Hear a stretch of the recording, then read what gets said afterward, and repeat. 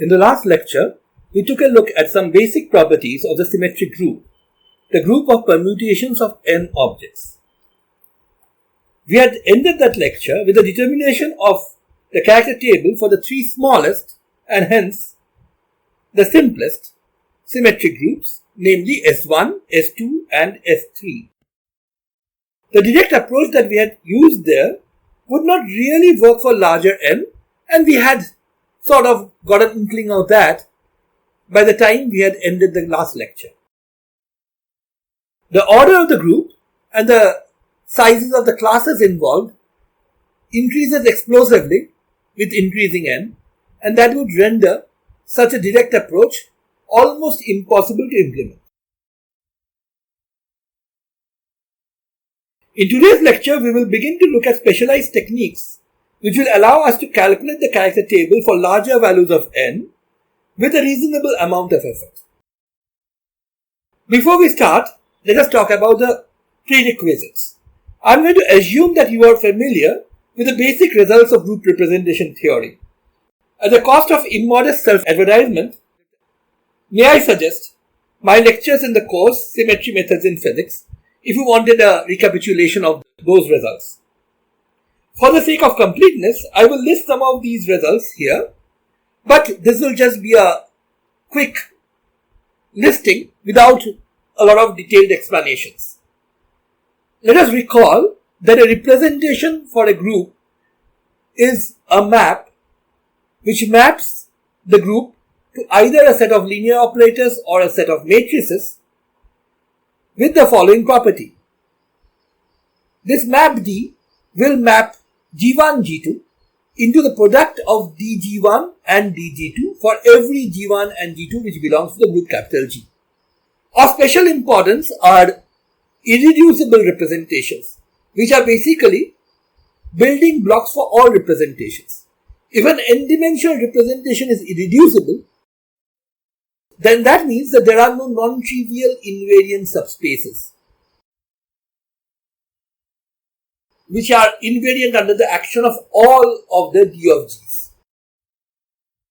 Now, in terms of matrices, this means that a reducible matrix representation can be rendered into a block diagonal form in which each and every matrix in the representation becomes block diagonal with the same block structure for a given choice of basis or under a given similarity transformation. Now, of special importance in the theory of representations are characters.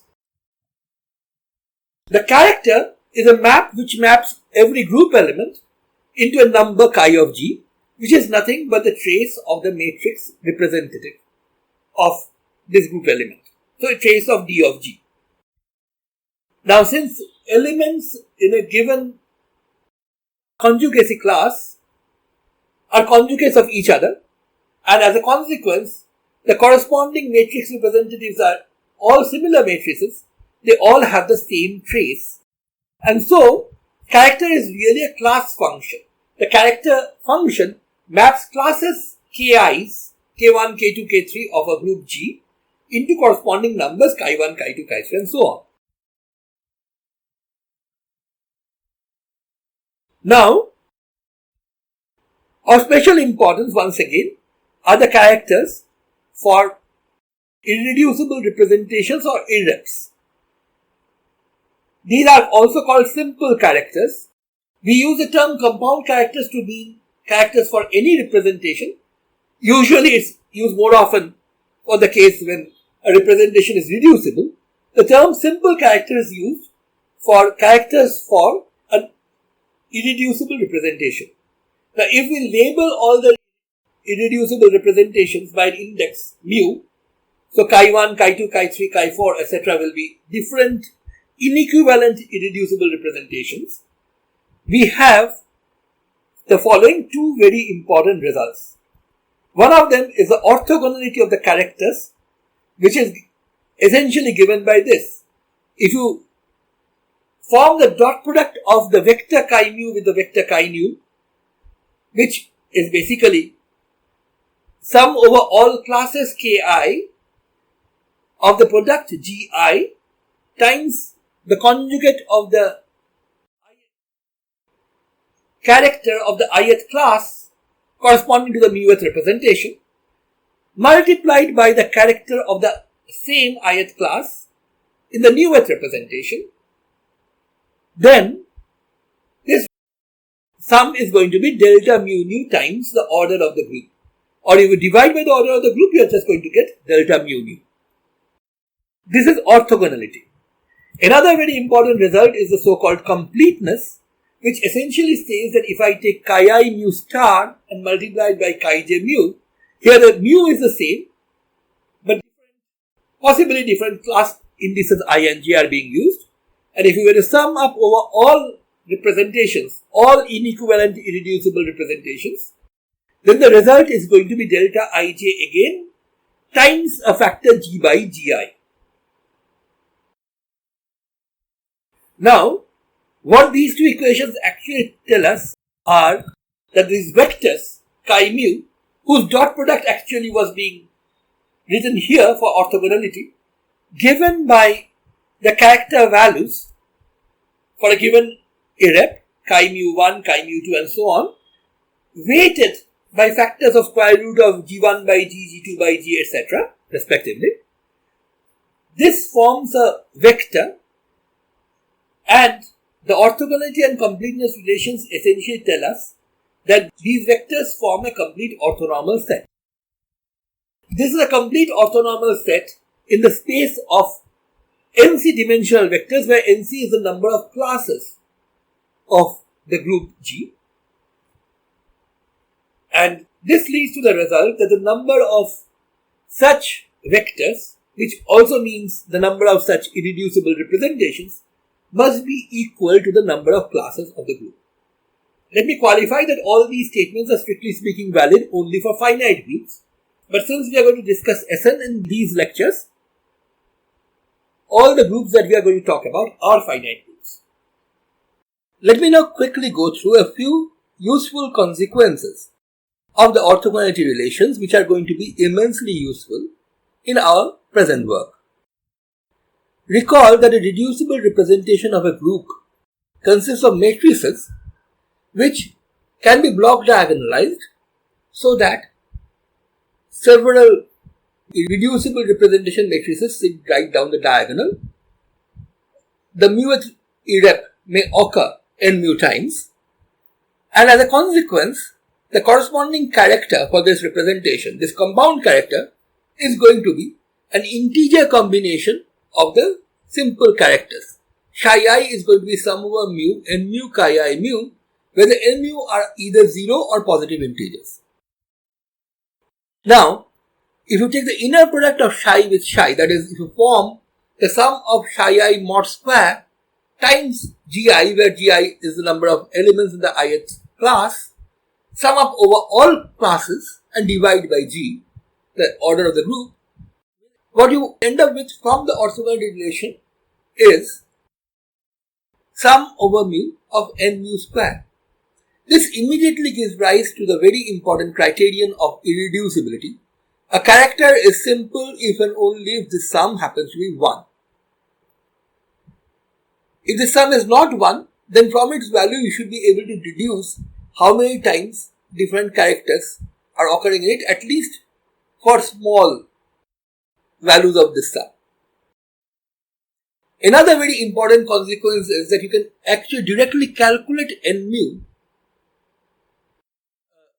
from this orthogonality relation. All you have to do is take the inner product of the vector chi with chi mu's, the simple character vector for the muth representation. That is, you have to sum up gi, chi I star, chi I mu for all classes and then divide by the size of the group.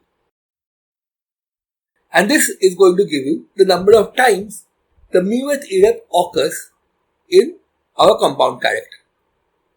We can use these relations, for example, for a very special kind of representation called the regular representation. You will recall that for the regular representation, the character of a class is equal to 0 almost always. It's non-zero only for one single class, the class which consists of the identity alone. And for this particular class, its value is G, the order of the group. Using our formula that we stated right now, it turns out that n mu works out to be nothing other than the value for the character for the identity class for that particular representation. And since the identity is always represented by the identity matrix, this character, the trace of the identity matrix, has to be nothing other than the dimensionality of this particular representation.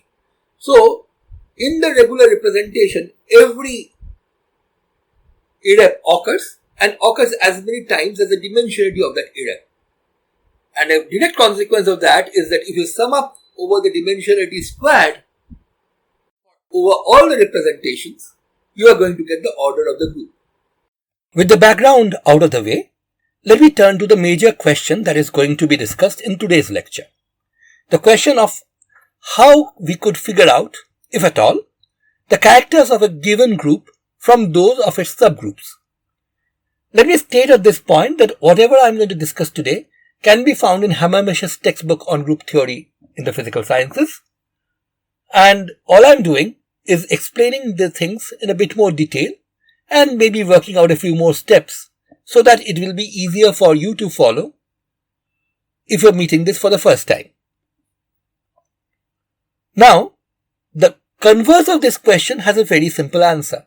To see that, let me remind you first that a matrix representation of a group capital G is nothing but a map D which takes capital G onto the set of mat n by n, set of n by n matrices, with the additional provision that d of G1 times d of G2 is d of G1 G2 for all G1 and G2 in capital G. In other words, the group multiplication law gets translated by this map D into matrix multiplication. Now, if we have a subgroup capital H of G, then the restriction of capital D to H, d bar H, or d pipe H, as we have written down here, is a representation of capital H. That's the claim, and it's very easy to verify. Remember, the restriction of D to H essentially means that we are going to use this map only on capital H, or only on elements of capital H, but the result of course is going to be the same as that the original capital D would have given. So d cap bar H, H1 times d bar H, H2 is simply d of H1 times d of H2, and since capital D is a representation, this is exactly going to be equal to d of H1 H2, which is d restricted to H of H1 H2. So this capital D restricted to H definitely obeys the properties of a representation. Now, one very important point here is that this representation that you get of the group capital H may or may not be irreducible as a representation of H, even if capital D is an irreducible representation of capital G.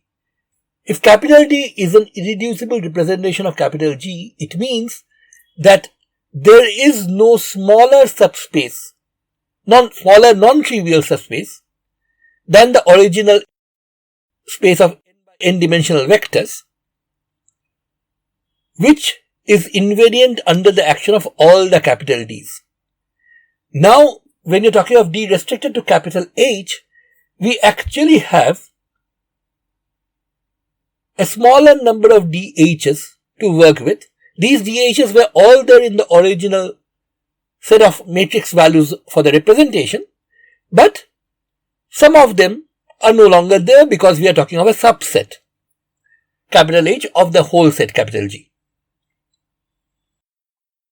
So it may be possible that some subspace of my n-dimensional vector space on which the matrices act may actually still be invariant under the action of all of these d bar h's, even if no such invariant subspace exists under the action of all of the d of g's. So in general, d bar h will end up being a reducible representation of capital H, at least there is no guarantee that it's going to be irreducible even if the original capital D is an irrep of capital G. Now, given the fact that the matrices D of small h furnish a representation for the subgroup capital H, if we take the characters or traces for these matrices, that is, if we restrict the character chi from acting on every group element of capital G to only acting on capital H elements, what we are going to get is a valid character for a representation of capital H. Just this particular representation. However, as I have already said, this representation may not be irreducible. So in general, these characters for capital H are going to be composite characters, not simple characters. So if we start from an irreducible representation of capital G, which will yield to us, after taking the trace, a set of simple characters, if you just restrict these simple characters to capital H elements, you are going to get a compound character of capital H. So from simple characters of capital G, you can find a compound character of capital H. The question is, can this process be reversed? Starting from simple characters of capital H, can we get compound characters of capital G? That's the first step, and of course, once we have sufficient number of compound characters, we can use the basic ideas of representation theory, namely the orthogonality and completeness of the special characters, to figure out simple characters for capital G from there. Now, the question of course is, can this reversal be achieved? And the answer, as you can see on your screens, is yes. Although this answer is by no means trivial, and to justify this, we will have to invoke a rather advanced theorem, one which is due to Frobenius. We are going to state the theorem. Now, the proof of this theorem, though important, will not really be very conducive to the flow of the discussion right now. So I've decided to put the proof at the end of this lecture in a sort of appendix to the lecture, so to speak. So until that point, I'm going to just state the theorem and use it in our further discussions. But before I even begin to state the theorem, we need to take a closer look at the way in which classes of a group capital G are related to the classes of a subgroup capital H. The reason for that is very clear. Characters, after all, are class functions. Every group element belonging to a given conjugacy class has exactly the same character. So, it is important to ask ourselves how the classes of a group are related to the classes of a subgroup if we are going to figure out how characters of one can be found from the characters of the other. So, to illustrate the situation, I have schematically shown the elements of capital G and capital H here. This is just a schematic diagram which sort of implies that these circles here are elements of capital G and these are the conjugacy classes. I've just shown a few of them. There are of course more conjugacy classes in general. Now, below that in blue are the conjugacy class structure of capital H, their subgroup. Now notice one thing. Some of the elements in capital G may or may not end up being in capital H. In fact, some of them may not be in capital H. For example, here you can see that all the elements of the class K3 are missing in capital H as indicated by my symbol of the circle with a strike through drawn through them. Similarly, this particular element of K2, the second class in capital G, is missing from capital H. Now, if two elements are in the same class in capital H, like within this K21 or K22 or say this K43, I'm going to explain this double index soon, then they are bound to have originated in a same class in capital G. In other words, if two elements here, say this one and this one, are conjugates, that means that there must be some element in capital H such that conjugation of this element by that other element in capital H produces this element.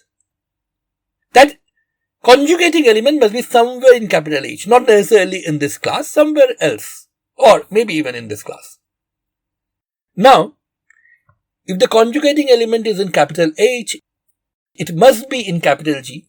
So these two elements here, the corresponding elements in capital G, must be conjugates of each other, so they must belong to the same class. On the other hand, as you can see here in the picture, this element and this one were in the same class in capital G, but it is possible that the element of capital G, which was making these two conjugates to each other, is actually missing from capital H. After all, capital H does not have all the elements of capital G. And if that happens, then this element and this element, despite being in the same class, namely capital K2 of capital G, will not end up being in the same class in capital H. So, what we can see is the following. Every class of capital G might be completely absent from capital H, as in the case of K3 here. But even if it's not completely absent from capital H, some of the elements may be missing, and the rest of the elements which are there in capital H may not all belong to the same conjugacy class.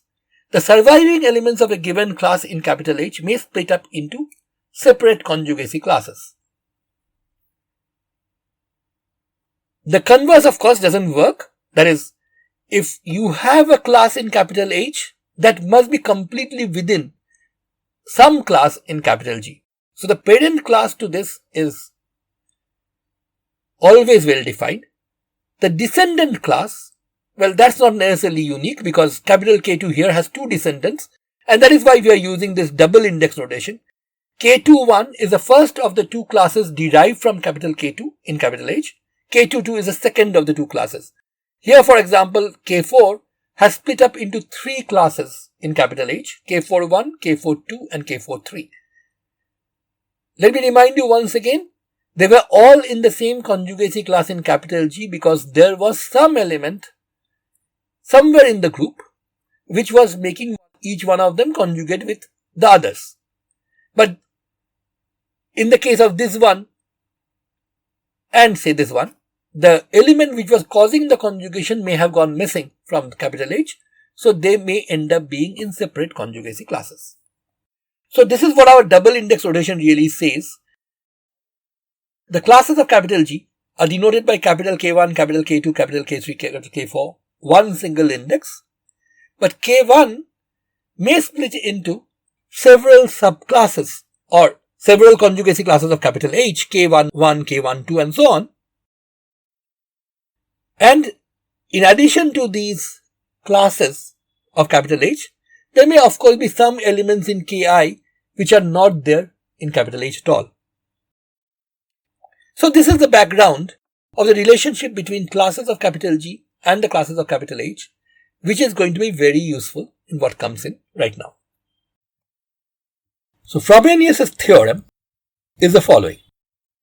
It talks of a map which assigns a number psi L sigma to a given class KL of G.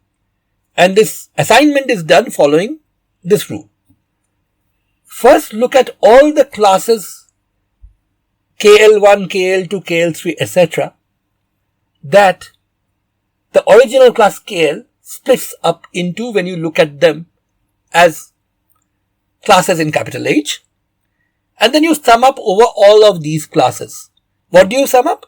You sum up the ratio G by H of the two orders of capital G and capital H.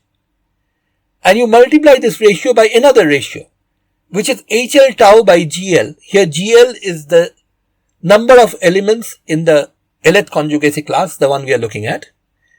And HL tau is the number of elements in the conjugacy class of capital H, the tauth such conjugacy class which KL splits into. You will finally multiply this by the phi L tau sigma, where phi L tau sigma is a simple character of, the sigma is simple character of capital H.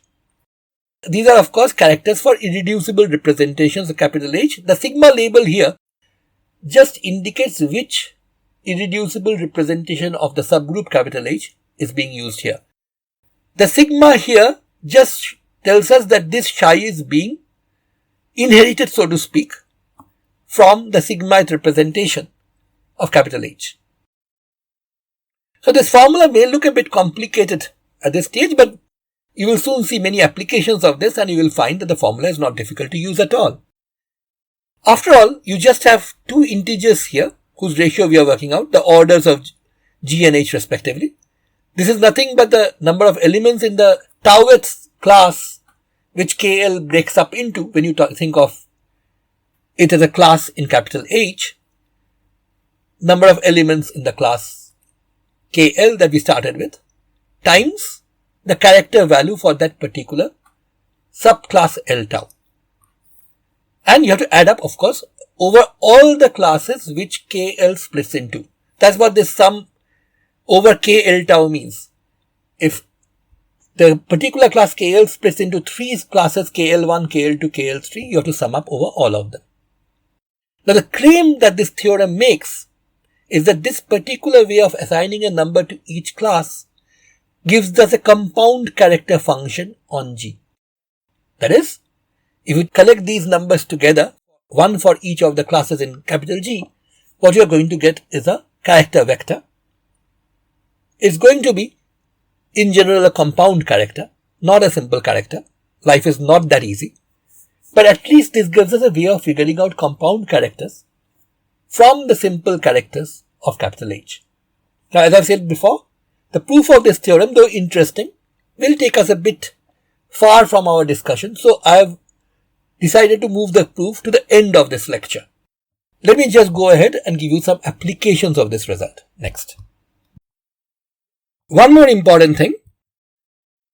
There may of course be classes in G which are completely missing from capital H. So there are no inherited classes in capital H in those cases. And in such a case, where Kj, the jth class of G, is completely disjoint from capital H, so that the intersection with capital H is a null set, the corresponding compound character value for that particular class will be 0. Now, one very special case of this, which turns out to be very important for our applications, especially it will turn out to be very important in what we are going to discuss in the next lecture, happens to be the following. In the formula, we have used the character vectors for an irreducible representation of capital H. Now, there is one irreducible representation which every group has, and also capital H also has that, is a so-called trivial or identity representation. Usually we label this with a label of 1. So, in that case, all the phi sigma L taus will just be the number 1. So, when you sum up over all the classes L1, L2, L3 and so on, G by H into 1 by GL, this is going to just be a constant. You are going to end up only by summing up all the HL taus. And what is the sum of all the HL taus over the classes which L splits into? This is nothing but the total number of elements of the class KL which survive into capital H. And that is what we are calling HL. So, this gives us a very simple formula for at least one compound character. This is simply the number G by H into HL by GL for every class. This is very easy to calculate. All you do is find out how many elements were there in your original class, and that is the GL in the denominator, and find out how many of these have survived into capital H. That's the HL in the numerator. Of course, you multiply that by G by H. So this particular special case happens to be very, very easy to use, and you will see exactly how important it is despite its obvious simplicity. But that will have to wait till the next lecture. In this one, we are going to use the full formula, that is, sum over all the classes which KL splits into of G by H, HL tau by GL times phi sigma L tau. We will now make use of this theorem to calculate the character table for some symmetric groups. We will begin as a warm-up exercise with a simple one, namely S3. We are going to get the character table of S3 using Frobenius' theorem, starting from that of S2. S2's character table, of course, is very trivial. Two classes with one element each, and the two representations that you get, the two irreducible representations, are both one-dimensional. One of them is the identity representation or the trivial representation, the other one is the alternating representation. For S3, at this stage we already know the classes. There are three classes with 1, 3 and 2 elements each, and we already know that out of the three irreps, two of them are the identity or trivial representation and the alternating representation respectively. What we need to do is figure out what this third row is. At this stage I am not using any other information, like for example, I would have known at this stage that chi3 has a dimensionality of 2, so that this entry here has to be 2. But we are not going to make use of that information. That's going to emerge from the calculation automatically. In order to make use of our theorem, what we need to do is figure out, when you restrict elements of this group S3 so that they form the subgroup S2, exactly how the class structures here changes into these classes. Now, because this is the first time we are doing this, I am going to show you this explicitly. I am pretty sure you will be able to figure out what happens in other cases, even without the explicit calculation. So, let me remind you that S3 has three classes as we stated, and here I have explicitly written down the entries of that. K1, the first class, which has the cycle structure 1 cube, has 3 1 cycles, which is nothing but the identity 1, 2, 3. K2 has a single 1 cycle and 1, 2 cycle, and the three elements which make up K2 are these 1, 2, 3, 2, 3, 1, 3, 1, 2. And finally K3 is composed of 3 cycles, and there are two different such 3 cycles. One is 1, 2, 3, which means 1 goes to 2, 2 goes to 3, 3 goes to 1. The other is 2, 1, 3, 2 goes to 1, 1 goes to 3, 3 goes to 2. Now, when we go over to the subgroup S2, what we are going to do is fix one of these elements and let the other two permute among themselves. For the sake of definiteness, let us fix the element number 3. If we are going to fix the element number 3, in this class, what is going to happen is this is going to drop out, and you have a situation with 2 1 cycles where 1 and 2 stay 1 and 2. This, of course, is the identity of S2 and belongs, of course, to the first class. K1, the class of S3, number 1, splits into only one class of S2. In this case, we have written this as K11. The second one index, of course, will indicate that if there was a possibility that you could have multiple classes that they split into. But as we will see for Sn, that really doesn't happen. K11 is just 1, 2. This is the identity class of S2. Here, on the other hand, if we fix the element 3, the only element which survives into S2 is this one. That is, it becomes the cycle 1, 2. So our K21, the class which is inherited from K2 into H, is simply the class number 2, which is one single 2 cycle. On the other hand, both of the cycles that you see here move 3 to something else. So our subgroup, which keeps 3 fixed, does not have an entry from this class at all. So K3 does not see an entry into S2. In other words, K3 is disjoint from S2. So let me now use these results to find out the compound characters from Frobenius' formula. In using Frobenius' formula, we have to decide which irrep of the subgroup we are going to use.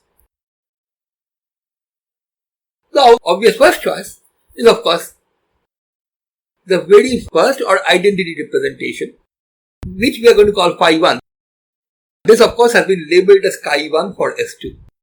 And if you use this, the result is very simple. You get G by H into HL by GL. Here G, of course, the order of the group S3 is 6, H is 2, and you have to multiply this by HL, the number of elements in the inherited class, which is just 1, this single one, divided by GL, the number that was originally there, which is also 1. For the second class, you again get G by H, which is of course the same for both cases, and you have to multiply this by the number of elements in the resulting class divided by the number of elements in the original class. So that's the 1 by 3. And finally, the third class does not have a representative in H, the subgroup, and that's why its character is 0. So we end up with this character vector 3, 1, 0. And this, the Frobenius theorem guarantees, is a compound character for S3. Let us check whether it's a simple character. Remember, we are pretending that we do not already know the character table for S3 at this stage. So we do not know, at least we are pretending that we do not know, that 310 cannot be a simple character. But even if we did not know that, it's very easy to figure out. All you have to do is use the criterion for irreducibility. Take the inner product of this vector psi1 with itself, that is, take psi1 mod square, multiply by the number of elements in the group, divide by the size of the group, that is 1/6, 1 times 3 square, plus 3 times 1 square. The 1 and the 3 are respectively the numbers of elements in these classes, and you end up with a result of 2, which of course is not equal to 1. So this particular character is actually a compound character. It does not represent an irreducible representation.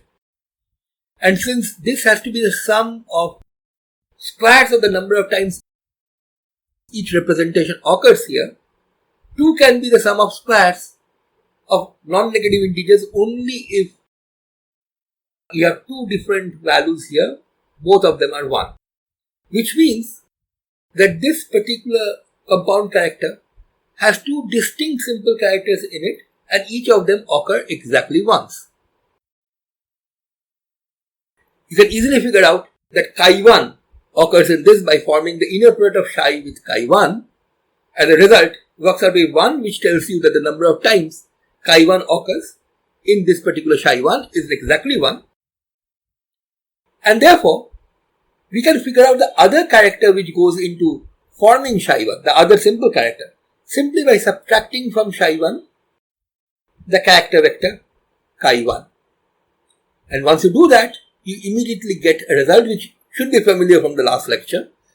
The final row for the character table for S3 consists of the vector which values 2, 0, minus 1. You can directly check that if you take the inner product of this vector with itself, you are going to get 1. So this really is a simple character. Although, frankly, from the discussion that we have had so far, that should have been obvious, even without checking. By the way, instead of using phi1, that is the identity representation of S2, we could have also decided to use phi2, the alternating representation. And if we had done that, the compound character that would have been formed would have differed only in one place. Remember, phi2 corresponds to 1 and minus 1 for the characters, and this will immediately lead to a compound character of 3 minus 1, 0. You can easily check that this is also compound, that is psi2's inner product with itself is again 2, has 2 simple characters in it, and here, if you were to take the dot product with chi1, that will vanish, but if you take the dot product with chi2, you are going to get 1. Remember, chi1, chi2 here are the simple characters for S3, that is, the identity and the alternating representations respectively. And since this contains chi2 once, we can get the corresponding simple character simply by subtracting out the chi2 vector from psi2, and that is going to give me exactly the same result as before. Of course, it has to, because we know that S3 has only 3 irreps. We had already found all of them, and there is no way you can find a new one using this other theorem for S2. But it's good to check that you actually get the same result whichever way you try it. Let us now go over to the determination of the character table for S4, the next symmetric group in line. Here we already know the character table of S3. The only change that I have made from what we had done before is we have labeled these adepts of S3 with 5s because this is going to be our subgroup. S4 is the group for which we want the character table. Now, for this we need to know the classes of S4, something which is pretty straightforward. You have to figure out all the cycle structures, and it turns out that S4 has 5 classes, one with 4 1 cycles, which is just the identity. Then you have another with a single 2 cycle and 2 1 cycles. Then you have 2 2 cycles, another one with 1 3 cycle, 1 1 cycle, and finally another class with only 4 cycles. The number of elements in each one of the classes can be figured out by using the formula that we talked about in the last class. You divide the number of elements in S4 by, in this case, by 4 factorial coming from the 4 here. That of course yields 1. We know that this class has only the identity in it. Here, for example, you divide 24, 4 factorial, by a 2 and another 2 factorial leading to 6 and so on. Now that we have these 5 classes, we can directly write down the first 2 symbol character vectors for S4.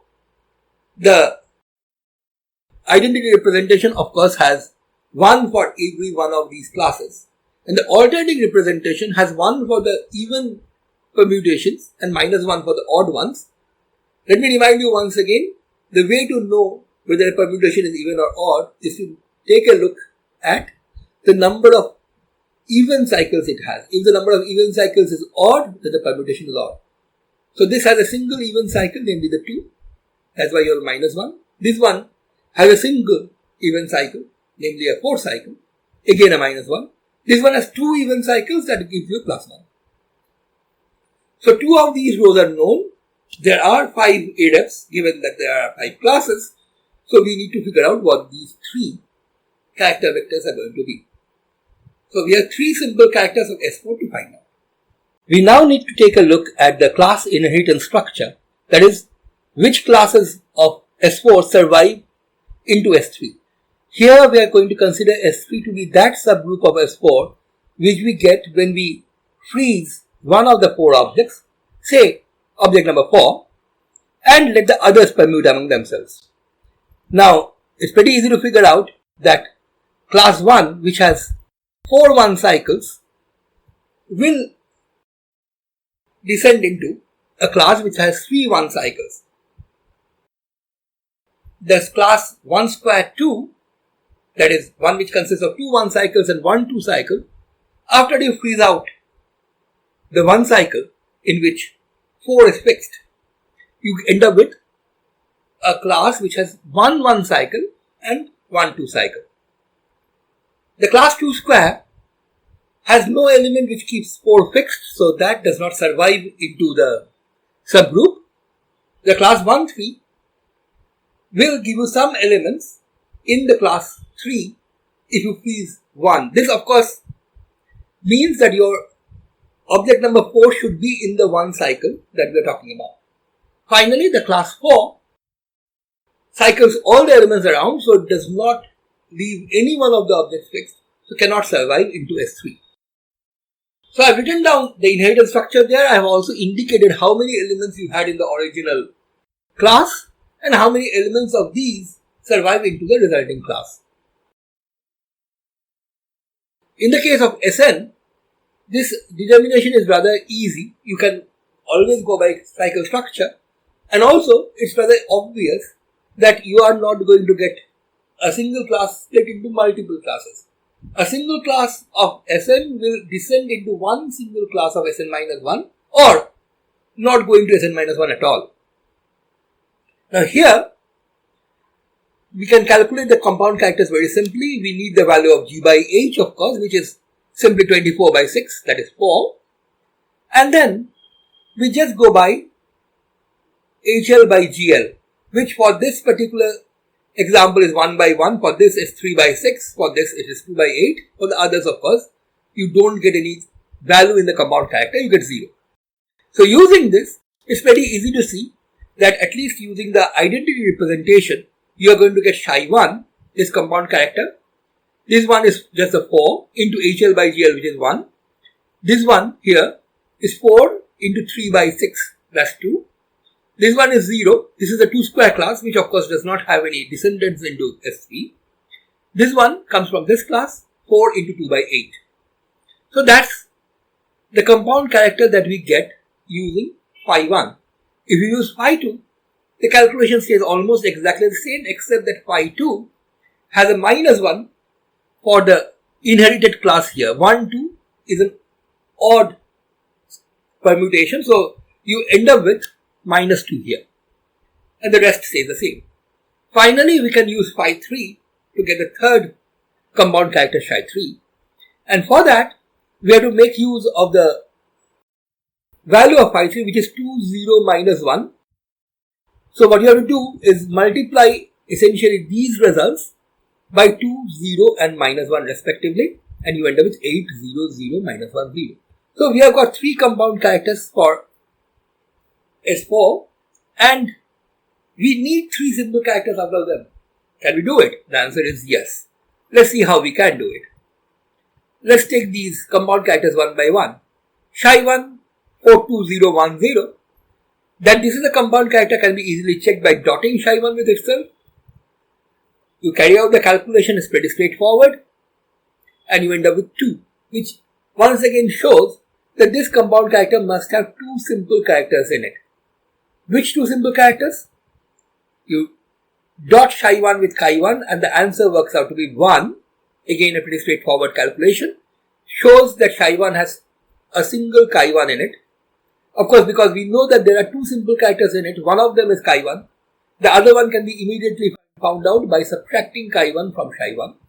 And this gives you our next irreducible representation.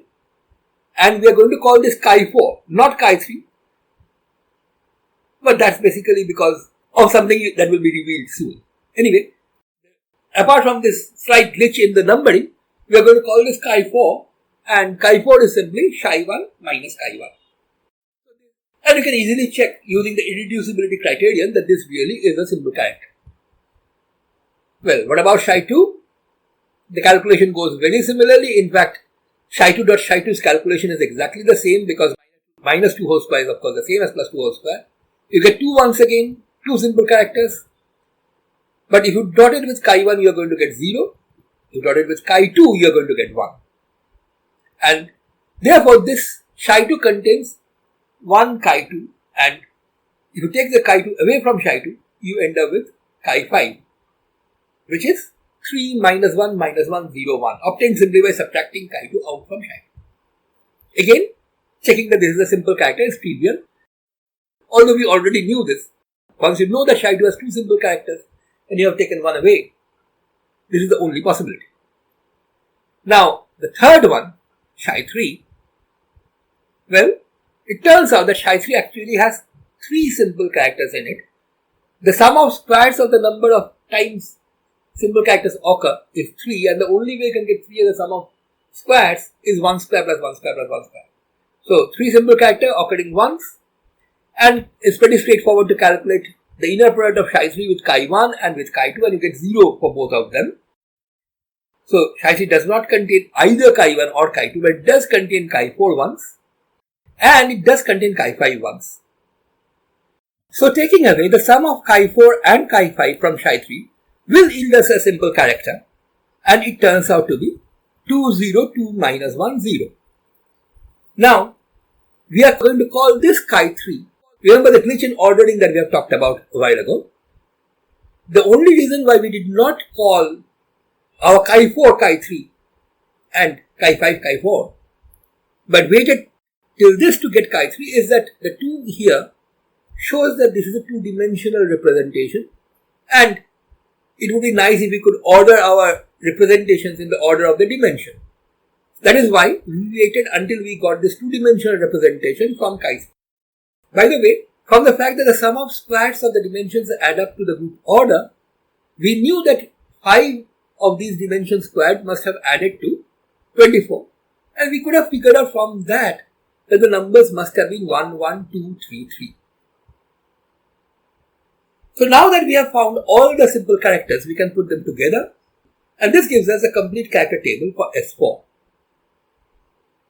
At this stage, I should perhaps go on and talk about the calculation of the character table for the next symmetric group in line, that is S5. Indeed, that calculation will turn out to have new challenges, and so it will not be an exact repeat of whatever we have been doing so far. However, this lecture has already gone too long, and I do remember that I had promised that I would provide a proof of the theorem that we have been using all along, Frobenius' theorem, at the end. So let me keep S5 in abeyance for the next lecture and turn to the so-called appendix for this particular lecture. This is a proof of the Frobenius theorem. As you have seen, the theorem in question provides us with compound characters for a group G by assigning to each of its classes a number which you calculate using the simple characters of a subgroup H. Now, for the proof of this, let me remind you once again that if we were to restrict a representation, the mueth representation of the group G to the subgroups only, you are going to get in general a reducible representation for the subgroup H. And therefore, this is going to be essentially something which contains a bunch of irreps of H. If the nueth irrep of H occurs exactly a mu nu times in d mu H, basically what we can do is write d mu H as equivalent to a direct sum of all these a mu nu copies of delta nu H running over all the possible irreps of capital H. Notice that in this formula, a mu nu's are whole numbers, they are either 0 or positive integers, and delta nu H are irreps of H. What is important is that for a given subgroup capital H of capital G, and for a given representation of capital G, this particular decomposition will be unique and the numbers a mu nu are determined once and for all. They do not depend on which element of the subgroup you are choosing. They are the same for all elements. Let us now take a look again at the relationship between the class structures of capital G and capital H. We have already gone through this before.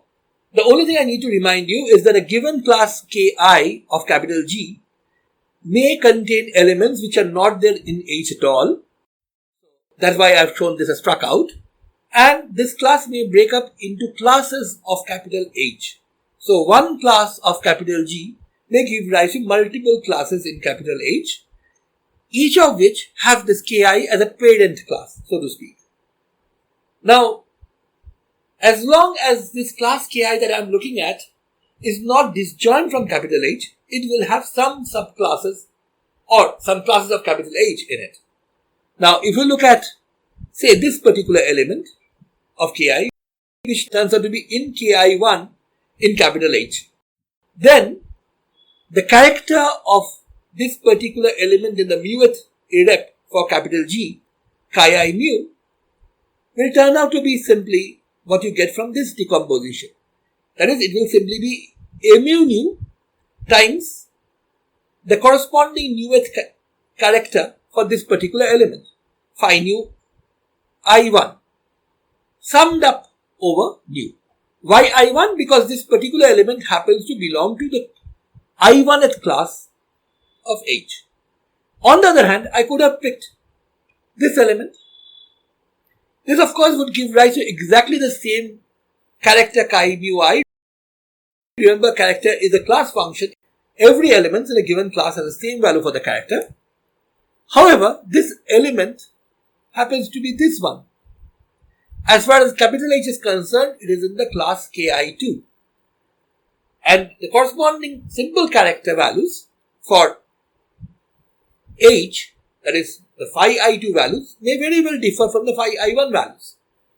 However, the sum over nu of a mu nu phi I2 nu must again be exactly the same as the character for this element, which of course is the same as the character for this element.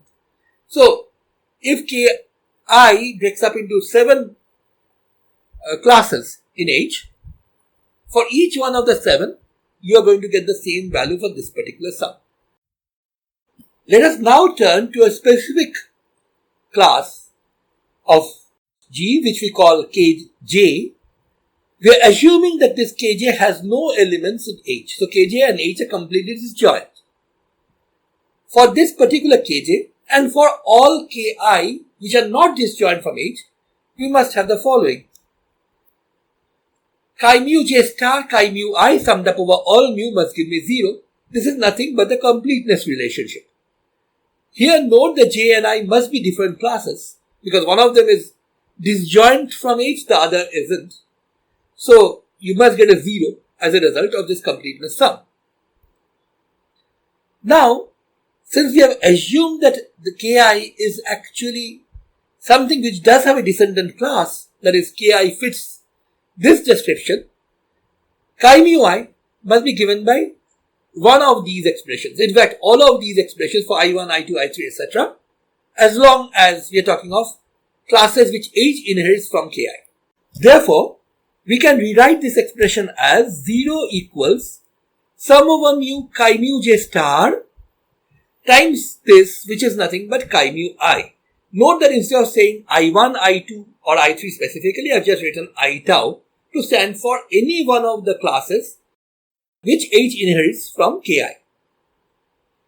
Now I can interchange the order of this summation, in which case you are going to sum up over mu, a mu nu chi j mu star, and then multiply that by phi I tau nu and sum up over nu. But notice that I tau is nothing but any one of the classes which H inherits from Ki. And Ki here is any class of G which is not disjoint from H. That really means that this expression actually works for all classes in H. So this sum is a sum over a specific representation, specific irrep of H. But this kappa here, this phi index, actually stands for any class in H. This immediately leads us to the next step, which is using the orthogonality relation for characters, simple characters in H. To do that, what we need to do is multiply this expression, this whole thing, which is of course 0, by phi kappa rho star and H kappa, where H kappa of course is a number of elements in the kappath class, and sum up over all classes of H. This result of course has to be 0, but what is important is the sum over kappa of this quantity according to the orthogonality relation is simply H delta rho nu. So that is exactly what simplifies this expression. You have this sum, without this of course. This has gone along with this into this value H delta rho nu. And now we can trivially sum up over nu and we end up with this result. Sum over a mu rho chi j mu star is 0. And by taking a complex conjugate, we end up with this result.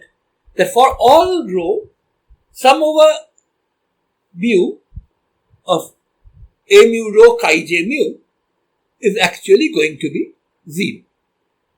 This actually tells us that by using the to be determined simple characters of the group G, we can form this integer combination which will vanish whenever we are using the simple characters for a class which does not have any element in H. So for classes disjoint with H, this compound character always vanishes. Let us now turn to the more interesting case, the case of a class in G which is not disjoint from H. For this, of course, you have this result. For every irrep of G, chi I mu is going to be a sum over these integers, non-negative integers, a mu nu, times these values which come from simple characters of capital H.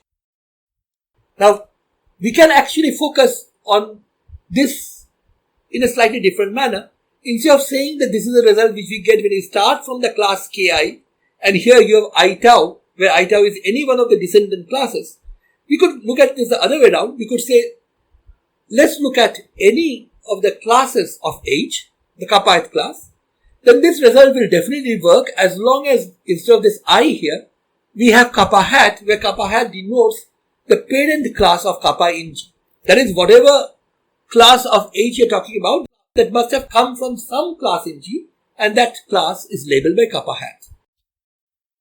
Now, because this result is actually valid for all classes in H, what we can do once again is use completeness, something we have done already a while ago. Multiply both sides of this expression by H kappa, phi kappa sigma star, sum up over kappa, of course do it on both sides, and on this side this sum simply becomes H delta nu sigma. This of course is a sum over kappa, and that gives you this. And then you can trivially calculate nu to get an expression for our integers a mu sigma. H a mu sigma is simply this sum here. To arrive at this result, we had made use of the orthogonality theorem for simple characters in H. For the next step, what we are going to do is use completeness relation, but this time in G. So, in order to exploit the completeness relation, what we need to do is multiply this expression by chi mu star L, where L is any specific fixed class, and sum up over all irreps of G, that is sum up over mu. We of course do the same thing on both sides. If we now interchange the order of the summation on this side, so sum up over kappa after you sum up over mu, then what you are going to get is the following. Completeness relationship of characters will simply give you this sum over mu chi mu star L chi mu kappa hat as G by GL times delta L kappa hat. What this will do to this sum is the following. Remember, this is sum over all classes of H. However, because of this delta function, you are only going to get contributions if kappa happens to be a class which has been inherited from KL. Otherwise, delta LK hat will vanish. So, the left hand side simply sums up to G by GL. Instead of sum over all classes, you are now going to only sum over classes which are inherited from KL, that is over KL tau.